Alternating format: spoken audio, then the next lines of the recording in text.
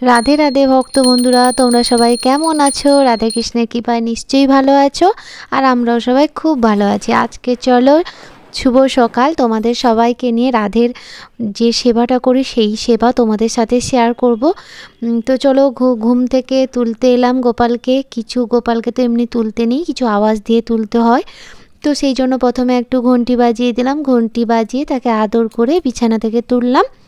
তারপরে ওর বিছানা যেগুলো পাতানো ছিল, তো একটা ছোট তয়লা রেখেছি ওর ঘুম করানোর জন্য, আর একটা ছোট কম্বলের মতো ওটা রেখেছিলাম ওর গায়ে দেওয়ার জন্য। তো ওগুলো আমি বিছানাটা সুন্দর ওর গুছিয়ে ভাঁজ করে রেখে দিলাম। তো ওর বিছানাটা আলাদা জায়গায় থাকে, তো ওখান থেকে তুলে নিয়ে আমি রেখে দিলাম।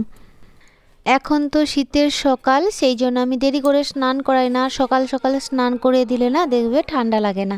তো এই যে দেখো, প্রথমে বাটিতে একটু চন্দন গুঁড়ো করে নিয়েছি। চন্দনটা গুঁড়ো করে নিয়ে একটা থালি নিয়ে নিয়েছি, থালিতে একটা স্বস্তিক চিহ্ন এঁকে নিলাম। তো যখনই আমি গোপালকে স্নান করাই আমি একটা স্বস্তিক চিহ্ন এঁকে নিই থালিতে, তারপরে আমি গোপালকে বসাই।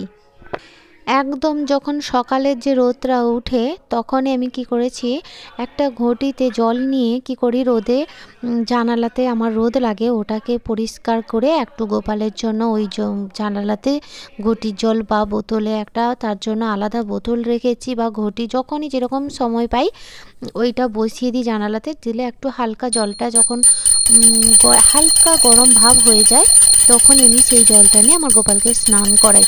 তো আমি এইভাবে আমার গোপাল সোনাকে স্নান করাই। আর সবাইকে স্বাগত থাকলো আমার গোপাল সোনার ব্লগ দেখার জন্য। আর এইরকম নিত্য নতুন কোনো ভিডিও দেখতে যদি চাও, আমার গোপাল সোনার সেবার ভিডিও যদি দেখতে চাও তো কমেন্ট করো। রাধে রাধে, সবাইকে ভালো থাকো।